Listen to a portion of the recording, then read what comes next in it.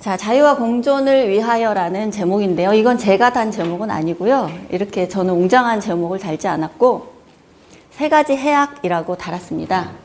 세 가지 해악은 정체성 정치, 페미니즘, 그리고 PC주의.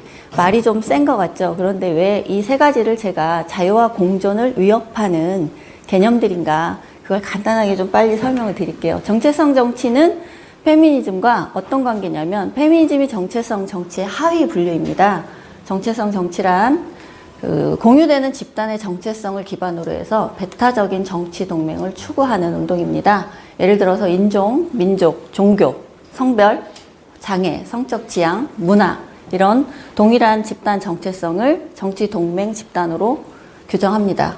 종류에는 흑인 운동이 있고요. 이런 인종에 관련한, 그다음에 여성 운동이 있습니다. 장애인 운동도 있고요. 성소수자 운동 등등이 있습니다.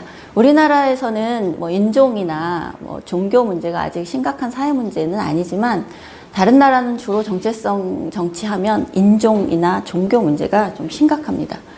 정체성 정치는 딜레마가 있습니다. 그 본질적인 속성 때문인데요. 제가 예를 들어서 지금 장애인 운동 단체들이 탈시설 운동을 벌이고 있습니다. 그리고 국회를 압박해서 지금 탈시설 관련한 예산을 또 이번에 따내기도 했죠. 그런데 이분은 장애아를 양육하고 있는 엄마입니다. 저는 장애 문제에서 장애인 가족은 당사자로 같이 취급되어야 한다고 생각하는데요. 이분은 탈시설은 정답이 아니라고 얘기합니다. 왜냐? 자신의 아이는 시설이 아니면 감당할 수 없는 장애 정도와 증상을 가지고 있어요. 그래서 너무나 오랜 기다림과 경쟁 끝에 이제야 겨우 좋은 시설, 아이도 가족도 모두 행복하고 만족한 시설에 들어갔는데, 정부가 지금 정부 이전의 얘기입니다. 문재인 정부 시절 얘기인데요. 정부가 탈시설 정책을 추진하면서 이 아이가 다시 시설 밖으로 나와야 되는 상황에 처한 겁니다. 그러면 그 탈시설을 주장하는 분들은 모든 시설은 감옥이다라고 얘기합니다. 그런데 이 정작 장애아의 엄마는 우린 시설이 필요하다라고 얘기합니다. 시설은 감옥이 아니라고 얘기해요. 그러면 정체성 정치의 문제가 여기서 드러나는 겁니다. 장애인이라는 동질한 정체성으로 권리 단위를 규정했는데 실제 장애인들 사이에서도 서로 욕구가 다른 거예요. 그럼 이걸 어떻게 조정할 것인가의 문제가 나오겠죠. 한 가지 제가 정체성 정치가 어떤 모순을 가지고 있는지를 보여준 사례인데, 이분이 주한 영국 대사관에서 근무하는 외교관입니다. 그런데 이름 뭐지? 저 영국 총리 트러스 총리가 영국에서 보수당의 이제 총리로 임명이 되었다가 45일 만에 영국 최단기 총리로 물러났죠. 그런데 이 총리가 임명됐을 때 이런 글을 트윗에 올렸습니다. 역사상 처음으로 영국의 4대 고위 관리직 중 백인 남성이 없다는 것을 매우 자랑스럽게 생각한다. 우리가 그동안은 보통 여성이 총리가 된 것을 환영한다 라고 얘기했죠. 그런데 영국에서는 좀 깨어있다는 사람은 이렇게 얘기를 하는 겁니다. 백인 남성이 없다는 것이 자랑스럽다. 이것이 PC주의의 변화이죠. 그런데 정작 이 모순은 어디서 나오느냐. 이 말을 하고 있는 저 외교관 자체는 백인 남성입니다. 그러면 자신은 이 다양성을 위해서 자신이 가진 백인 남성으로서 외교관이라는 지위를 기꺼이 다른 인종에게 내려놓을 수 있죠. 그런 실천을 하고 있습니까? 그렇지, 안 하고 있죠. 그런 모순이 있습니다. 한국의 PC주의자들 혹은 페미니즘 운동가들은 이렇게 얘기합니다. 남성 집단은 강자이기 때문에 혐오란 존재할 수 없다. 혐오라는 것은 강자가 약자에게만 행하는 거다. 이렇게 얘기합니다. 그런데 정작 미국에서 통계를 보면요. 백인은 흑인에 이어서 증오범죄의 대상 2위를 차지하고 있습니다. 그런 논리는 현실에서도 이론적으로도 맞지 않죠. 넘어가고요. 그래서 제가 페미니즘을 이 정체성 정치의 많은 하위 집단 중에서 왜 오늘 다르게 뽑아왔는가. 이거는 지금 한국 사회에서 정체성 정치를 대표하는 집단은 페미니즘입니다. 여성운동이라고도 하고요. 다른 나라와 달리 지금 우리나라에서 가장 강력한 힘을 발휘하고 있는데, 여러분이 페미니즘에 대한 오해가 좀 있으실 겁니다. 지금 이 자리에서도 이 중에 한 가지 이상의 오해는 가지고 계실 확률이 높아요. 뭐냐? 페미니즘은 양성평등을 위한 사상이다. 페미니즘은 차별을 없애자는 인권운동이다. 페미니즘은 문제가 없는데 일부 극단적인 페미니스트가 문제다. 좋은 페미니즘과 나쁜 페미니즘을 구분해야 한다. 자, 한 가지 이상은 여러분들 생각과 일치하는 게 있으실 겁니다. 그런데 이것은 제가 오해이고 다 틀렸다는 것을 오늘 말씀드리려고 해요. 페미니즘은 성평등이 아닙니다. 페미니즘이라는 이 이념은 가부장제라는 프리즘, 그 필터를 통과하지 않고는 이해할 수 없는 개념입니다. 왜냐하면 성평등이라는 것은 가치이고요. 페미니즘이라는 것은 이념입니다. 즉 이념이랑 가치랑 동일할 수는 없는 거예요. 가부장제 철폐가 곧 성평등, 양성평등을 이루는 것이라는 게 페미니즘의 논리입니다. 예를 들어서 페미니즘의 규범과 보편적 도덕 규범은 바로 이러한 가부장제 논리 때문에 다르게 됩니다. 우리가 누구나 보편적인 성평등 원리는 이렇습니다. 남녀 모두에게 기회와 권리를 동등하게 보장하고 동등한 책임을 지고 성별을 이유로 다르게 취급하는 것을 반대한다. 이것이 우리가 생각하는 보편적 원리로서 성평등입니다. 자, 그런데 가부장제 필터를 장착한 페미니즘의 성평등은 어떤 것이냐? 가부장제 사회라는 기울어진 운동장에서 여성은 언제나 차별받는 약자다. 그래서 여성의 이익을 신장시키는 것이 진정한 성평등이다. 라고 얘기합니다. 두 개가 다르죠. 우리가 생각하는 성평등과 페미니즘의 성평등은 다릅니다. 이 괴리에서 오는 그 부조리함 때문에 많은 시민들이 오해하고 도대체 이 현상을 어떻게 받아들여야 될지 혼란스럽고 그런 상태인 겁니다. 그런데 문제는 뭐냐면 국가가 보편적 원리로서 성평등을 받아들인 게 아니라 페미니즘 원리에 따른 성평등을 수용했기 때문에 많은 문제들이 지금 있는 것이죠. 여성에 대한 혜택과 우대를 주는 것이 성평등 정책이다. 이런 원리가 국가 정책에 모두 녹아 있습니다. 왜? 우리나라에서는 지금 페미니즘 운동이 정체성 정치 집단 중에 가장 강력한 힘을 발휘하고 있기 때문입니다. 이들은 페미니즘 규범은 그래서 일반 사회의 보편적인 법 규범이나 도덕 규범과 논리를 다르게 가져갑니다. 그래서 가부장적 사회를 파괴하는 것이 우리에게 그러한 도덕관념을 요구한 것이 우리에게 반사회적이라는 비난이 돌아온다면 우리는 기꺼이 반사회적인 길을 선택하겠다라고 주장하는 것이 페미니즘입니다. 장양 의원의 경우에 페미니즘이 싫으면 여성을 죽이지 마세요. 이렇게 얘기를 합니다. 이것은 정합적인 논리가 아니죠. 우리는 여성을 죽이는 것에 다 반대하고 그 행위를 비난하지만 그렇다고 페미니스트가 될 필요는 없습니다. 그런데 아까 가부장제라는 필터를 장착하면 이런 논리가 나오게 되는 것이죠.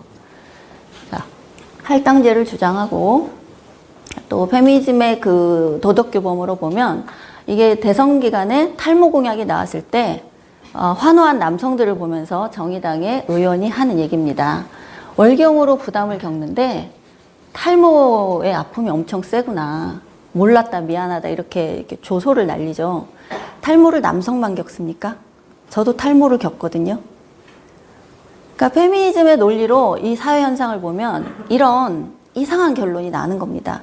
탈모 공약에 기뻐하고 환호하고 그것을 지지하는 시민들이 남성 시민만 있는 것도 아니고 그리고 또 남성 시민이 그것을 환호한다고 한들 월경의 아픔과 그게 같이 비교될 일이 아니잖아요. 이거는 여러분들이 흔히 말하는 급진적인 페미니스트들입니다. 여성의 당인데 의회에 진출하려다 실패는 했지만 어쨌든 국고보조금을 일부 받고 있습니다. 성범죄 가해자에 대해서는 영구 거세를 해라. 대권 주자들에게 요구한다. 이런 말을 의회 진출을 노리는 정당으로서 공식 공약으로 요구합니다. 왜냐하면 사회 일반의 법규범, 도덕규범과는 이들은 다르기 때문에. 자, 이제 불편 내 페미니즘의 시선으로 보는 사회는 모두가 이런 가부장제 하에 다들 남성은 여자를 혐오하고 이런 시각으로 바라보게 된다는 것이죠. 그래서 이 페미니즘의 논리를 가부장제 필터를 장착하면 아빠 힘내세요는 여성 차별적인 유해 가요로 지정해야 된다는 주장을 하게 되는 겁니다. 아빠가 힘을 내면 안 됩니까?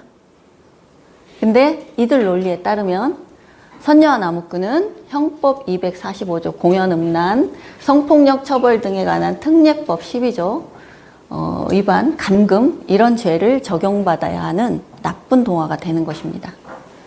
그리고 우리가 뭐 고전 문학으로 많은 사람들이 보고 한국인의 어떤 감수성을 풍부하게 했던 예술 작품들이 다들 이렇게 한남 문학이 되는 거예요. 그래서 여자의 시각으로, 페미니즘의 시각으로 이런 문학들을 다시 보겠다고 이런 운동을 벌이고 있습니다.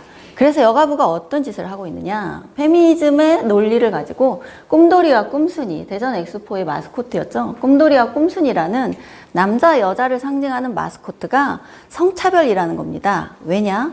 성별 역할을 고정시킨다. 그래서 여가부의 공고 때문에 우리 꿈돌이는 이제 남성을 상징하면 안 되기 때문에 이 넥타이를 벗게 됐습니다. 그리고 경찰청의 마스코트인 포돌이와 포순이 또 성차별적인 성별 고정관념을 강화한다 해서 이것도 바뀌게 됐습니다. 어떻게 바뀌었느냐. 여성 경찰을 상징하던 포순이가 치마를 벗고 속눈썹을 떼고 긴 머리를 잘라서 귀뒤로 넘겨서 사실상 차이가 없죠. 예, 쌍둥이가 됐어요. 그러면 포돌이가 포순이 같아진 게 아니라 포순이가 포돌이 같아졌죠. 그럼 둘의 구분이 굳이 왜 필요합니까, 그러면? 여성은 어느 영역에나 진출할 수 있다고 해서 여성 경찰의 존재를 상징으로 넣은 겁니다. 그런데 PC주의와 페미니즘이 더 고도로 강화되다 보니까 이제 이걸 없애라고 해서 결국은 똑같아져요. 이런 모순 속에 있는 것이 페미니즘입니다. 지금 이건 나중에 다시 얘기를 할게요. 그래서 이런 모순에 대해서 지적을 하면 이게 책의 한 구절인데요. 페미니즘 운동가 쪽지를 교환했는데 가부장제 폐지하자면서 아버지 돈 받아 학교 다니고 페미니즘 운동해도 되는 건가라고 물어보니까 그런 모순의 괴로움을 견디면서 하는 게 운동이다 라는 답이 돌아왔다고 합니다. 그래서 이게 인터넷에 조롱밈으로 많이 쓰여요. 그런 모순을 견디면서 하는 게 페미니즘이다. 그런 놀림을 받고 있습니다. 자, 여러분 지금까지 보셨듯이 좋은 페미니즘과 나쁜 페미니즘을 여전히 구분하려는 생각을 가지실 수가 있어요. 왜냐? 아까 페미니즘에 대한 오해, 그 중에 하나라도 여러분이 그 오해를 하고 계신다면 아, 이건 원래 좋은 건데 일부 좀 급진적인 애들 때문에 문제 아니야? 이렇게 생각할 수 있습니다. 근데 급진파와 비급진파는 과연 다를까요? 다르면 얼마나 다를까요? 자, 이게 여러분이 흔히 극단적 페미니스트라고 지칭하는 사람입니다. 숙명여대에서 트랜스젠더 학생이 입학을 하려고 하자 이들이 반대해서 결국은 입학을 포기했습니다. 이들은 얘기합니다. 아무리 성기를 없애고 성별 전환 수술을 해도 남자는 여자가 될 수 없다. 그리고 되어서도 안 된다는 게 이들의 주장입니다. 그래서 여성임을 인정하지 않아요. 그런데 이들은 또 하나 예멘 난민을 수용하자고 했을 때 반대 논리를 폈습니다. 왜냐하면 그 이슬람 문화권에서는 여성을 강간한다. 그래서 그들이 들어오면 한국 여성을 강간할 것이다. 그랬더니 비급진파로 여러분이 생각하고 있는 그 페미니스트들이 뭐라고 얘기하냐면 이들에게 공포에 사로잡히지 않고 실질적인 대처를 하기 위해서는 불필요한 공포를 분리해야 한다. 이렇게 얘기합니다. 자, 맞는 말이죠. 그런데 이들이 정작 성범죄에 대해서 어떻게 하고 있습니까? 우리 사회에 대고 공포를 분리합니까? 비급진파는 공포를 분리합니까? 불필요한 공포를 제거합니까? 한국은 세계에서 손꼽히게 치안이 안전한 나라고 여성 대상의 범죄도 매우 적은 나라입니다. 그 범죄가 있어야 된다고 얘기하는 게 아니라 실질적이고 객관적인 데이터는 여성이 매우 안전한 나라입니다. 그런데 날마다 언론은 여성 살해, 여성 폭력 기사를 보도하고 선정적으로 보도하고 페미니즘 운동 진영은 이것을 또 확대 강화시켜서 한국은 뭐 며칠에 한 번씩 여성이 죽어나가는 나라, 여성이 맞아 죽는 나라, 여자라서 죽었다. 이런 걸 끊임없이 강조하죠. 그런 사람들이 이 사람들에 대고 불필요한 공포를 분리해야 한다라고 말하는 것이 자신의 행동과 들어맞습니까? 아니죠. 그래서 급진파와 비급진파는 사실 다르지 않습니다. 어떤 면에서 다르지 않은지 제가 하나하나 보여드릴게요. 우선 여성의 배타적인 이익을 요구하는 면에서 둘은 같습니다. 여성에게는 무고죄를 적용하지 말아라. 여성 할당제를 실시하라. 자, 성폭력은 성차별이 원인이다. 성범죄의 원인을 여성 혐오와 성차별의 산물이라고 생각합니다. 어떤 범죄의 원인을 이런 차별의 문제로 가져가는 거예요. 그러면 아동 대상 범죄는 아동 혐오의 산물이고 노인 대상의 범죄는 노인 혐오의 산물일까요? 성범죄만 이렇게 취급합니다. 성폭력은 여성폭력이고 성범죄가 존재하는 한 성평등은 이루어진 것이 아니라는 주장 때문에 지구상에서 가장 최고 수준의 성평등을 달성한 북유럽 국가들에서도 페미니즘은 이 논리로 운동의 종료를 선언하지 않습니다. 즉 성평등은 인류가 존재하는 한 페미니즘이 존재해야 될 근거가 되는 것이죠. 이 성범죄가. 그런 논리를 가지고 있습니다. 다음, 남성 혐오와 책임론에서 급진파와 비급진파는 다르지 않습니다. 남성은 잠재적 가해자, 성실하게 나 자신이 나쁜 남자가 아님을 입증하라고 하죠. 그게 시민적 의무라고 합니다. 남성은 이들은 유해한 남성성이라는 개념을 가져옵니다. 그래서 남성은 본질적으로 폭력적이고 지배하려 하고 억압하려 하고 그런 속성을 가지고 있다고 합니다. 그래서 그 남성을 어떻게 해야 되느냐? 개조해야 되는 거죠.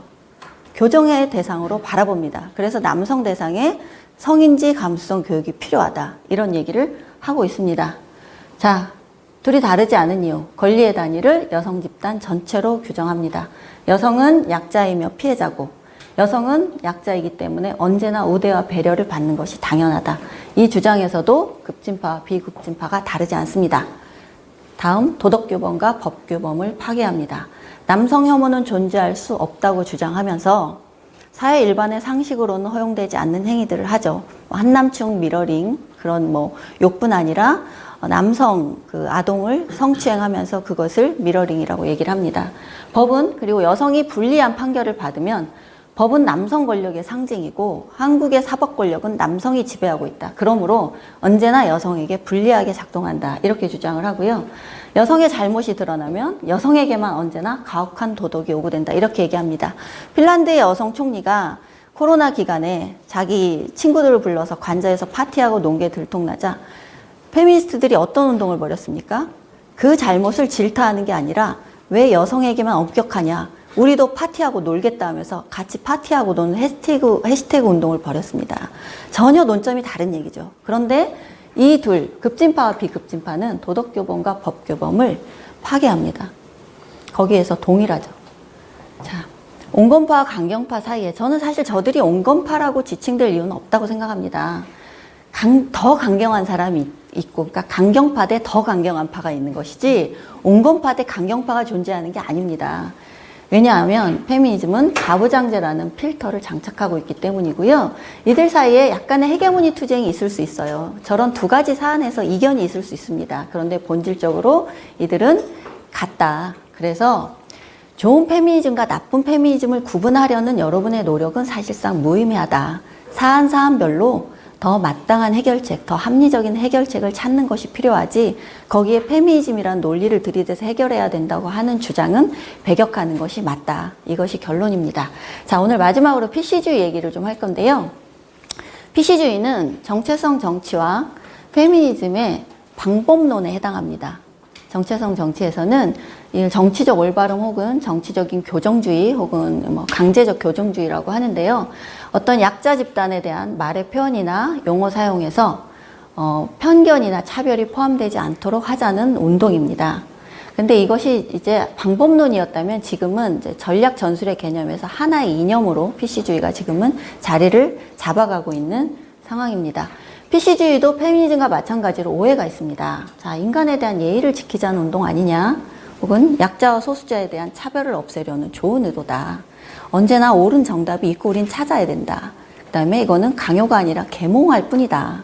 공동체를 약자들을 포용하면서 더 결속하자는 운동이다. 그리고 세계 공통의 인권 법칙이다. 이런 얘기를 합니다. 여러분도 이렇게 오해를 하고 계실 수 있어요. 과연 그럴까요? PC주의는 본질적으로 정체성 정치의 본질의 모순을 그대로 따라갑니다. 예를 들어서 약자 집단과 소수자 집단에 대한 자의적 개념을 먼저 규정합니다. 약자성이라는 것, 그리고 권력관계라는 것은 언제나 가변적이고 상대적입니다. 그래서 개별 상황에 따라서 다 달라요. 예를 들면 여러분은 남성이지만 저들이 강자라고 구분하는 불류한 남성 집단이고 저는 여성입니다. 제가 약자 집단에 속하죠. 그럼 저는 약자여야 되는데 이 자리에서 저는 여러분을 대상으로 강의를 하는 강사라는 권위를 가지고 있습니다. 여러분은 제 얘기를 정중하게 청취를 하셔야 되죠. 저는 여기서 이 자리에서 여러분에 비교해서 약자가 아닙니다. 하태경 의원님도 국회의원이라는 사회적으로 보면 엄청 막강한 강자의 지위를 가졌지만 만일 하태경 의원을 만난 어떤 여성분이 하태경 의원이 나랑 둘이 있을 때 나를 성추행했다 라고 주장한다면 하태경 의원은 그 순간부터 어떤 지위를 가지게 됩니까? 잠재적 범죄자가 아니라 범죄자가 됩니다. 사법적으로 약자의 위치에 처합니다. 그래서 약자성이나 이런 권력관계라는 것은 언제나 가변적인데 이 PC주의는 정체성 정치에 기반해서 그것을 고려하지 않는다는 겁니다. 그러면 어떤 상황이 일어나느냐? 사회 구성원들이 모두가 피해자 되기를 자처하게 됩니다. 왜? 피해자가 될수록 권력을 가지게 되기 때문이죠. 그것이 바로 약자의 게임입니다. 약자는 약자의 자리를 차지하기 위한 게임에 돌입하게 되는 거예요. 이걸 상징적으로 보여주는 그림이라 제가 가져왔는데요. 자, 저는 여자입니다. 약자권 하나 받았죠. 그런데 저는 여자인데 청년입니다가 나타났어요. 청년도 약자라고 규정되죠. 그런데 저는 여자 청년의 해고 노동자 레벨 3이 나타났습니다. 끝난 줄 알았는데 장애인이 나타났어요. 여성 플러스 청년 플러스 해고 플러스 장애인이 나타났어요. 끝일까요? 장애인 플러스 저는 채식주의의 동성애자입니다. 이제 퀴어, 성소수자까지 장착을 했습니다. 못 이길 것 같죠? 그런데 여기에 빈곤이 들어옵니다. 저는 기초생활수급자예요. 다음 끝날 줄 알았는데 저는 기초생활수급자의 유가족이 됐습니다. 어떤 고통 상황을 겪고 있다는 거죠. 자, 끝판왕은 그래서 이 만화상에서 누가 차지했느냐? 저는 여자의, 청년의, 해고노동자의, 장애인의, 채식주의자의, 동성애자의, 기초생활수급자의, 유가족인데 과체중의 다문화랍니다.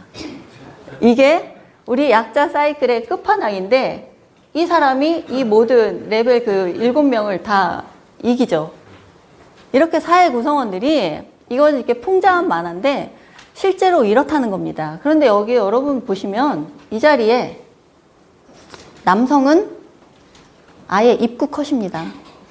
이 모든 걸 보셔도 다 기본은 여성부터 시작해요. 여기에 남성은 낄 자리가 없습니다. 여기에서 이 모든 조건을 이 마지막 단계에 조건을 가졌어도 남성이면 입구 컷이죠. 왜냐? 남성은 강자이기 때문에. 그게 바로 한남. 전생에 지은 죄가 많으면 한남자로 한국 남자로 환생한다. 이런 밈을 탄생시키는 겁니다. 지금 이 강원도 분교에는 이 교수님이 분교에 갔더니 전교생이 8명인데 그 중에 7명이 한 학생을 왕따시키고 괴롭히고 있더랍니다. 왜 그런가 알아봤더니 그 7명이 다문화고 이주민의 자녀고 한 명이 강원도 원래 태생 주민, 한국 주민, 그러니까 원주민의 자녀였던 거예요. 그 7명이 한 명을 괴롭힙니다. 그러면 아까 우리 정체성 정치의 약자 사이클에서는 이주민은 소수자, 약자로 취급되죠. 그런데 여기에서 정작 괴롭힘을 당하고 있는 건 강자로 취급되는 원주민, 우리 한국인의 자녀입니다. 이런 가변성, 상대성, 상황에 따른 논리를 정체성 정치나 PC주의는 구분하지 않는다는 것이죠. 그래서 PC주의의 특징은 누가 더 PC한가, 누가 더 예민한가를 끝없이 경쟁하게 됩니다. 이거 보시면 진보정당이라는 소수정당이지만 심상정 대표가 삼겹살 데이를 이렇게 홍보하는 걸 포스팅을 하자 더 소수정당이죠. 기본소득당은 우리는 삼겹살 데이를 기념할 수 없다. 이렇게 얘기합니다. 왜냐? 잔인하게 사육되고 도축되는 돼지의 존재를 우리는 아는데 동물의 고통에 공감하지 않고 진보정당이 어떻게 시민의식을 못 따라가냐. 국민들은 이제 인간의 권리를 넘어서 진보정당이라면 모든 동물의 권리에서 진보적인 태도를 취해라. 이렇게 얘기합니다. 여기에서는 이제 더 많은 예민함과 PC함을 추구하는 사람들이 더 강경한 말을 하는 거죠. 누가 더 올바름에 예민한가. 지금 PC주의는 어떤 식으로 작동하느냐. 한겨레 기사인데요. 예능에서 이어폰을 끼고 소리가 안 들리는 것을 입모양을 보고 맞추는 게임이 있잖아요. 고요 속의 외침이 장애인을 혐오하는 게임이라고 합니다. 그래서 예능에서 이런 게임을 보고 싶지 않다고 얘기해요. 그리고 동백꽃 필무렵이라는 드라마에서 그 비혼모를 온 마을 사람들이 그렇게 동백이를 아끼고 사랑해서 좋은 결말이 나는데 거기에서 멋대로 개입하는 남성상을 섹시한 수컷으로 찬양한다고 이런 드라마 불편하다고 합니다. PC주의 본질은 이런 것입니다. 오늘 여러분이 기억하셔야 될 게 있다면 저는 이거를 하나 이제 권해드리는데 PC주의는 예의와 다릅니다. 어떻게 다르냐면 예의는 안착이 중요한 거고요. PC주의는 동요를 하기 위한 것입니다. 예를 들어서 제가 70대 어떤 남성 노인이 70대 80대 남성 노인이 제 앞에서 어디 여자가 이렇게 남 앞에 나서서 목소리를 높이냐 이렇게 얘기를 할 수 있어요. 그러면 여러분 같으면 어떻게 하시겠어요? 그 남성 노인을 향해서. 저 같으면 어르신, 지금 세상에 그런 말씀 하시면 큰일 나요. 어디 가서 그런 얘기 하지 마세요. 이렇게 얘기할 겁니다. 왜냐? 우리 사회의 규범이 바뀌었기 때문이죠. 그런데 제가 그렇게 얘기하는 이유는 이 남성 노인을 기본적으로 동료 시민으로서 존중하고, 그리고 그 시민이 어디 가서 본인의 어떤 과거의 습관에 물들어 있는 문화적인 지체자라고 볼 수 있어요.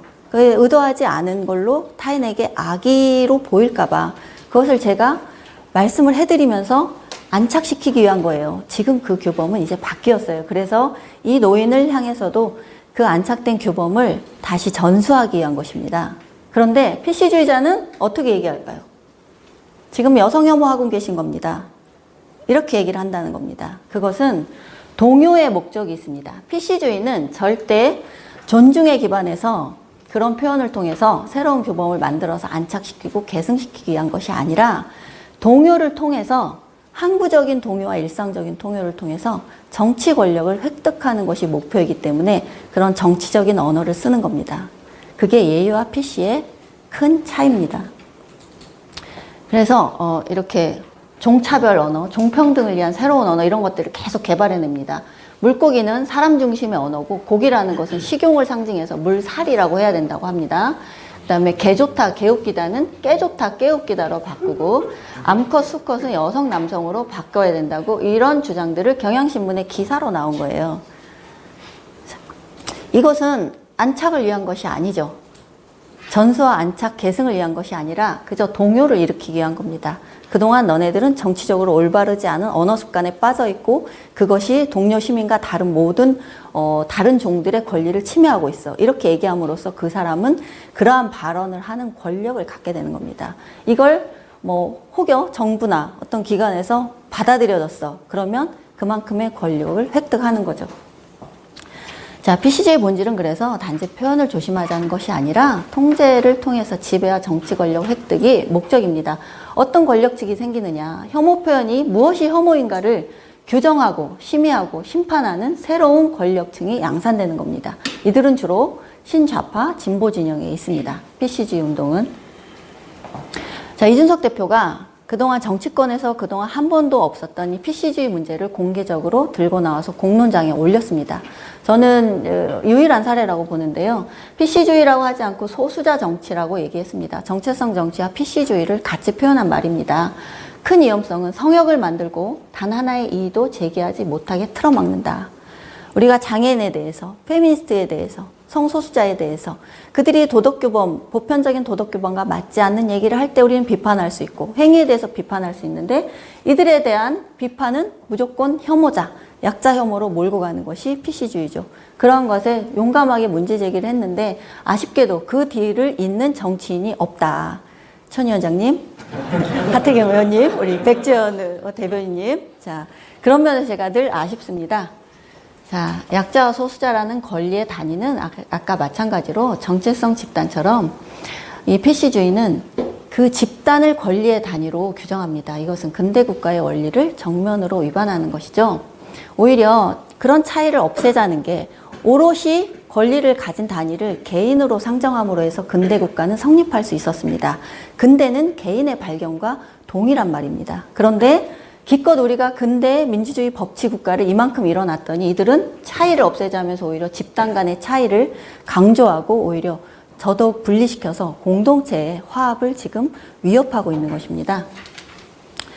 그런데 여러분이 이 PC주의나 페미니즘 같은 걸 보면, 왜 그런데 우리가 볼 땐 이렇게 말도 안 되고 상식에도 안 맞는데 왜 저 사람들이 계속 힘을 가지는가? 정부는 왜 저런 정책을 수용하는가? 궁금하시죠? 왜 그러냐면, PC주의라는 이 이념 자체가 본질적으로 인간의 되게 본질적인 욕망에 굉장히 부합하는 면을 가지고 있습니다. 어떤 면이냐면, 인간은, 첫 번째는 인간의 선한 의지입니다. 인간은 누구나 선하고자 하고, 약자를 돕고자 하고, 정의롭고자 하는 본질적인 욕망이 있습니다. PC주의는 그것을 충족시켜줘요. 왜냐하면 내가 이 말을 하고 저 말을 하는 사람의 말에 동조함으로써 나도 좋은 사람이 되는 것 같죠. 정의로운 사람이 되는 것 같고 그러한 욕구를 충족시켜주는 게 하나가 있고요. 또 다른 하나는 인간의 악한 욕망에도 PC주의는 충족을 시켜줍니다. 뭐냐? 타인을 내 마음대로 지배하고 싶고 타인을 괴롭히고 싶고 그런 욕망들이 있잖아요. 타인을 지배하고 싶고 그런 욕망 또한 PC주의는 충족시켜주기 때문에 왜냐하면 내가 타인에게 이 옳음, 정의로움이라는 무기를 가지고 얘기하면서 타인을 굴복시켜. 그러면 나는 우위에 서잖아요. 그런 욕망까지. 그러니까 인간에게 본질적으로 붙어있는 속성들을 PC주의라는 이 운동이 충족시켜주기 때문에 많은 사람들에게 여러모로 동의와 지지를 구하는 겁니다. 그래서 이거는 좀 매우 인간학적으로도 좀 연구가 필요한 일이라고 저는 생각을 합니다. PC주의의 특성은 1세계 중심의 운동입니다. 정치적인 민주화나 경제적 안정을 이룬 선진국에서 확산되고 있고요. 이것은 진보 좌파 진영의 새로운 담론과 기치입니다. 예전에는 계급운동을 했다면 지금의 이제 진보 좌파는 계급운동이 시들해질 수밖에 없는 1세계들. 왜냐하면 경제적 안정도 이렇고 정치적 민주화도 이렇으니까 더 이상 힘을 발휘할 수 없는 상태에서 새로운 운동을 찾은 거죠. 새로운 먹을거리를 말하자면 찾은 겁니다. 그래서 다양한 변주로 이게 본질을 이렇게 위장하고 있기 때문에 보수 진영은 여기에 맥없이 끌려갑니다. 이 운동이 무엇인지도 모르고 그저 다양성, 인권, 인권 감수성, 평등, 정의 이런 좋은 가면 뒤에 가려진 본질을 미처 파악하지 못하고 거기에 따라가는 거예요. 보수 진영은 여기에 대항 담론이나 기치가 지금 부재한 상태입니다. 그거는 이 서구 1세기에도 마찬가지예요. 그래서 그 대항 담론을 보수가 제시하지 못하니까 트럼프 같은 사람이 당선이 되고 유럽엔 브렉시트가 일어나고 엘리트와 민중이 이 민중들이 엘리트의 이런 PC질, 고나리질이 너무 필요한데 거기에 어떤 대항할 말이 없는 거예요. 그 말을 누군가 해주고 싶은데 없으니까 트럼프 같이 선정적이고 섹시하게 말하는 정치인을 뽑는 겁니다. 그것을 우리 한국 정치는 보려 하지 않습니다. 그래서 유럽은 지금 다문화 그리고 인종 간, 종교 간 갈등으로 정말 심각한 몸살을 앓고 있습니다. 테러도 일어나고요. 그런데 이 유럽 1세기의 교훈을 우리 한국이 과연 한국의 정치인들이 혹은 운동가들이 보고 제대로 우리 사회에 대입한 어떤 성찰 지점과 해결 대책을 가지고 있는가? 현재로서는 없다고 봅니다. 오늘 그런 자리에 좀 시작이 됐으면 좋겠고요. PC주의나 정체성 정치 페미니즘이 자 그럼 오늘의 주제 자유와 공존과 왜 함께 할 수 없는가? 이것을 얘기를 해보겠습니다. 일단 계속 말씀드렸듯이 정체성 집단끼리의 배타적인 동맹을 추구하기 때문에 공동체의 통합을 저해합니다. 그리고 근대적인 권리규범, 예를 들어서 법치, 민주주의 원리를 파괴하죠. 왜냐하면 개인은 없고 여성 집단만 있기 때문에 여성에게는 무고죄를 적용하지 마 이렇게 요구를 하지 않습니까? 법규범을 새로 만듭니다. 그러면 당연히 법적으로 특수한 지위의 계급이 생기게 되죠. 그리고 아까 그 PC주의 혐오 표현을 하지 마, 차별 표현을 하지 마라고 하면서 타인의 표현과 행동을 계속 통제하고 규율합니다. 그럼 결론은 검열 강화가 되고 국가의 후견주의를 강화하게 됩니다. 검열이 자유와 함께 할 수 있나요? 지금 우리 성인들이 성인 문화를 즐길 수 없죠. HTTPS 막았습니다. 우리는 VPN을 돌려야 성인 문화를 볼 수 있습니다. 성인이 자신의 권리를 제대로 행사할 수 없는 사회입니다. 지금 우리 사회는. 왜? 이 PC주의와 페미니즘, 이 정체성 정치의 논리를 국가가 수용했기 때문에. 자, 여성들은 자위기구를 반려가전이라고 하면서 자유롭게 이용합니다. 남성들의 리얼돌에 대해서는 뭐라고 얘기합니까? 강간인형이라고 얘기합니다. 자신들의 자위도구는 반려가전인데 남성들의 자위도구는 강간인형이기 때문에 수입해서도 안 되고 사용해서도 안 된다고 합니다. 사법부는 이걸 받아들입니다. 그래서 인간의 본질적 속성인 표현의 자유, 양심의 자유, 그다음에 사상의 자유, 그다음에 성인이 성인의 문화를 누릴 권리 이런 것들을 이 PC주의나 정체성 정치는 모두 다 위협합니다. 그러니까 자유의 여정, 인간의 본질적인 속성, 내가 자유롭게 표현하고 헌법에 보장된 기본권을 누리고 내 양심에 따라 맞지 않는 건 맞지 않다고 얘기할 수 있는 이런 자유들이 PC주의 때문에 위협받고 있는 것이죠. 그런데 자유의 여정에 자유롭고자 하는 시민들이 이 PC주의와 함께 갈 수 있겠습니까? 그래서 PC주의는 자유와 저는 자유의 적이라는 얘기를 하는데요. 그렇게 강력하게 말을 하지 않더라도 자유의 여정에 함께 갈 수 없는 운동이고 이념입니다. 그래서 자유와 공존을 위해서 그럼 우리는 어떻게 해야 되는가? 보편의 문제로 봐야 됩니다. 약자가 아닌 취약성. 개인들 누구나 가지고 있는 취약성이 정부는 대처를 해야 되고요. 집단 정체성에서 다시 우리 개인이라는 지위를 다시 가져와야 됩니다. 왜냐? 누구나 생애주기나 사회 경제적 조건에 따라서 취약한 상황을 경험합니다. 가난한 노인도 부자 노인도 이건희도 질병으로 죽잖아요. 재벌이고 뭐 최강자의 포지션에 있지만 그도 노인이 되면 죽습니다. 청년도 여성도 남성도 마찬가지입니다. 중요한 것은 개인의 정체성이 아니라 사회 구성원의 취약한 상황을 해결하는 것. 그렇게 되면 그 취약함이 해결되면 약자 강자를 구분할 필요도 없습니다. 거기에서 그 약자라고 규정된 집단의 문제도 해결되면 그들은 그 약자의 지위에서 그냥 자연스럽게 벗어날 수 있는 거예요. 그래서 우리는 더 이상 사회 구성원들이 고통과 권리에 서열을 매기고 불행을 경쟁하지 않는 사회로 가야 되는데 그러려면 보편적인 동질성을 회복해야 된다. 어떤 게 있겠습니까? 자, 다른 인종이지만 우리는 모두 못생겼습니다. 리액션. 뭐 하는 거예요? 자, 우리는 모두 못생겼죠. 여러분, 주변을 둘러보세요. 서로. 자, 우리는 보편적인 동질성이 있습니다. 우리는 강동원 보유국이지만 강동원은 한 명밖에 없습니다. 이영애 보유국이지만 이영애 한 명밖에 없어요. 그 외에 우리는 모두 못생겼습니다. 우리가 보편적으로 가지고 있는 동질성을 강화하고 계속 확인해야 됩니다. 이것이 이제 비유적인 표현인 거는 다들 이해하시죠? 그래서 저는 중요하게 선의에 기반한 해석이 필요하다. 우리가 관용과 유머와 웃음의 힘으로 최대한 동료 시민에게서 악의와 차별과 혐오의 혐의를 끌어내려는 사람들을 우리가 더 강한 힘으로 누르려면 우리는 선의에 기반한 해석 그리고 관용과 유머를 잃지 않아야 된다. 암살 개그 조나단이 하지 않습니까? 조나단을 아세요? 아시죠? 암살 개그 합니다. 흑인인데 거의 사실 한국인이죠. 그런데 조나단한테 친구들이 너무너무 조나단이 흑인이라는 것을 막 혹시나 자기가 이렇게 그걸 편견으로 볼까봐 아, 흑인은 안 돼. 왜 나단이가 있는데 그런 얘기 하지 마. 이러면서 친구들끼리 막 주의를 서로 환기시키는 거예요. 그러니까 조나단이 그게 너무 불편해서 나는 정말 괜찮은데 나한테서 더 이렇게 내 옆에서 유난스럽게 하면 나는 부담스러운데 우리가 친구면 놀릴 수도 있는 거잖아요. 우리가 정말 친하다면 뚱뚱해도 놀릴 수 있고 못생겨도 놀릴 수 있어요. 그게 나에게 어떤 위협도 되지 않습니다. 진정하게 동등해진다는 것은 놀림의 대상도 될 수 있는 거예요. 그래서 조나단이 암살 개그를 하면서 친구들한테 그런 이제 긴장된 그런 분위기를 풀어주니까 편해졌다. 그 다음 중요한 거는 극단주의자들이 우리를 대표하지 않도록 해야 됩니다. 이것은 서로의 극단인데 이게 찌찌 해방 시위인데요.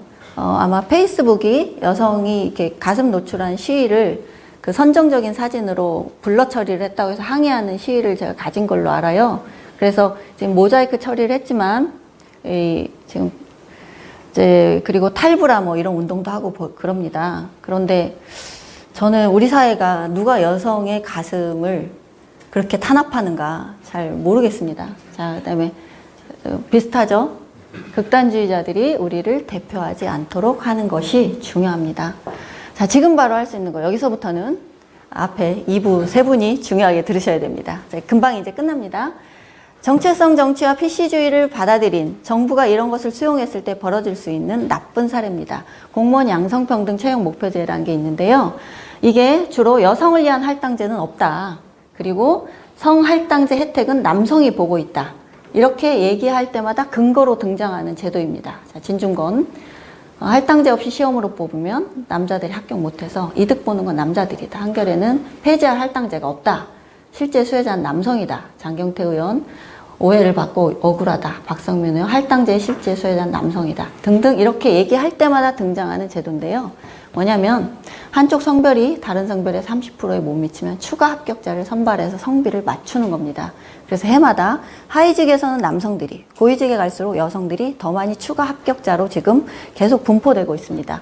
이것은 시행 근거가 사실 입법을 한 게 아니에요. 우리나라 국회가 입법으로 여성 공무원, 남성 공무원 비율을 50대 50으로 맞춰. 이게 아니라 공무원 상위법이 국가공무원법이고요. 그 시행령이 있고 그 밑에 이게 예규입니다. 그래서 양성평등 채용 목표제를 선발 예정 인원을 초과 합격시켜서 2022년 12월 31일까지 시행하는 이 예규에 따라서 지금 시행되고 있습니다.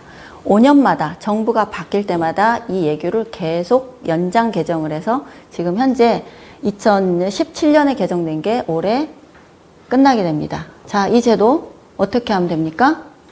이 제도는 일단 위헌적이고요. 저는 불공정한 제도라고 봅니다. 페미니즘이라는 이념에서 도출된 성평등 원리가 국가 정책으로 도입된 경우죠.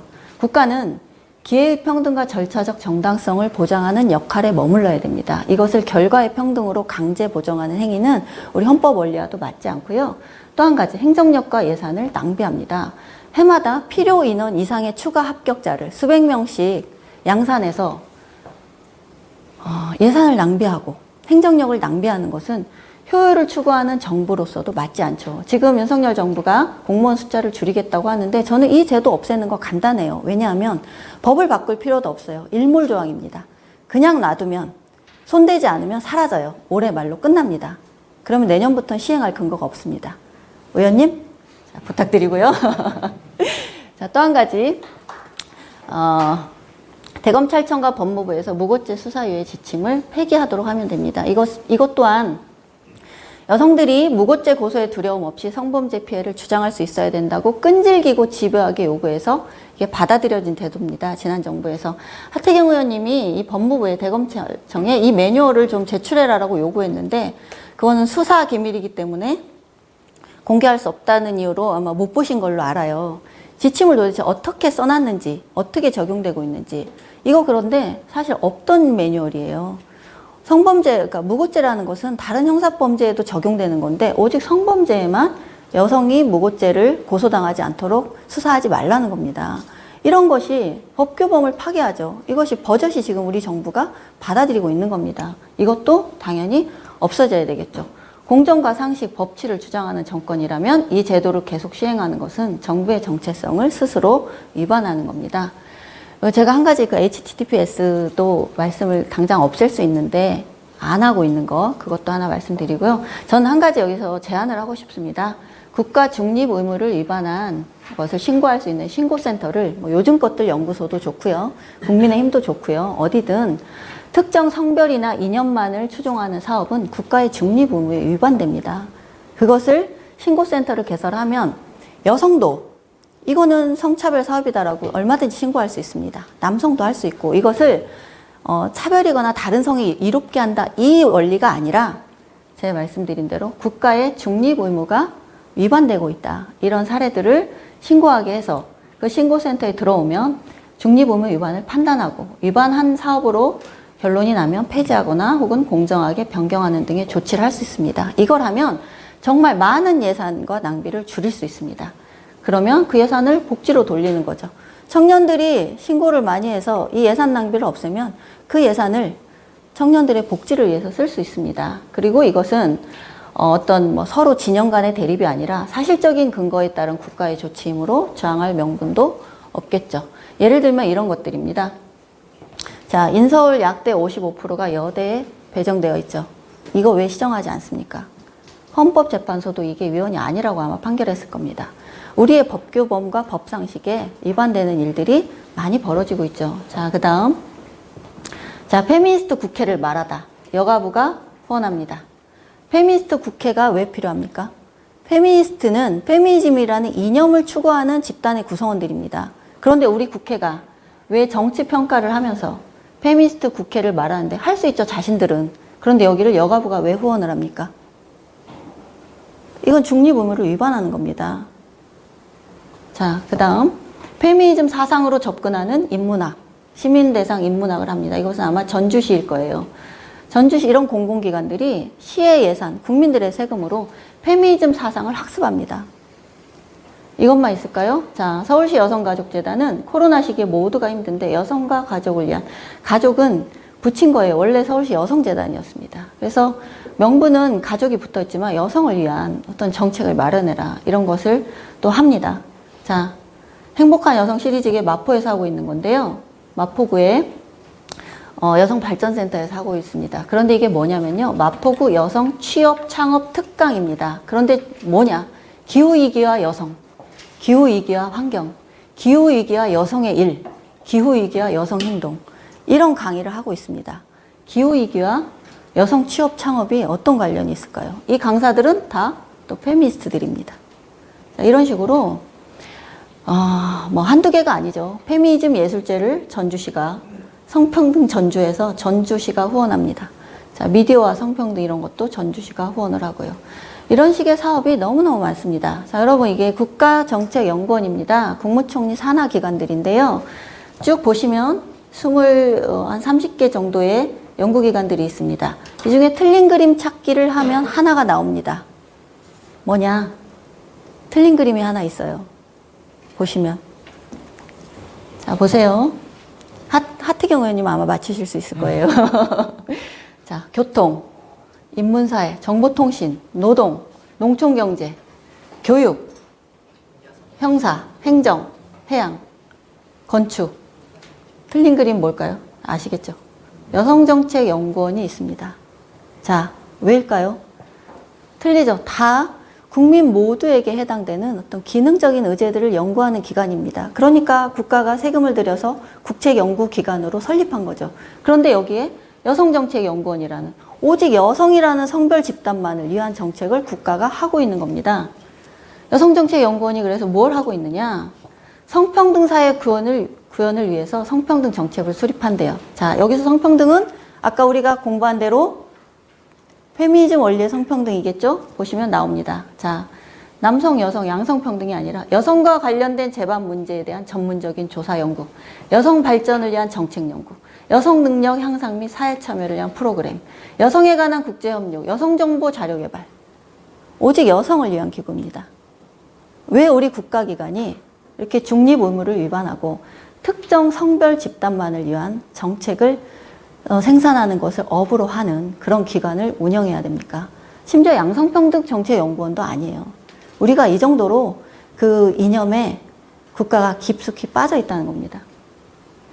자, 페미니즘의 기세가 최근에 약화됐다고 해서 저는 이게 정상화라고 생각하지 않습니다. 제도의 개선이 진정한 변화이자 정상화죠. 수십 년 동안 보셨던 것처럼 그런 기관의 사업들이 근거 없이 시행되는 게 아니에요. 다 상위법인 기본법부터 그 다음에 법률, 조례 등등으로 다 근거는 있습니다. 그럼 그걸 개조하는 것은 얼마나 큰 노력과 철학이, 강력한 철학이 수반되어야 하는 일이겠습니까? 거의 사실상 국가를 개조하는 일입니다. 그래서 정치인들이 쉽사리 나서지 못해요. 어느 한 군데를 건드려서 해결될 수 있는 문제가 아니라는 겁니다. 수십 년 동안 국가 행정력이 발휘되는 모든 형태의 요명으로 잠식되어 있어서 저는 이런 사업들이 시민들의 문제 제기로 폐기되고 이념을 추구하는 관료들, 젠더 직역 이런 걸로 해서 페미니스트들이 이런 직역에 발붙일 수 없고 위헌적인 법률이 제정되지 않고 사법부는 성인지 감수성 재판이란 오명에서 벗어날 때 진정한 제도의 개선이 우리 사회의 정상화, 이념 집단에게 휘둘리지 않는 정상화의 사회가 된다고 저는 생각합니다. 그래서 여러분들이 일단 권리 존중의 사고 습관, 이거는 제가 2부에서 좀 얘기를 하고요. 우리가 뭘 해야 되느냐.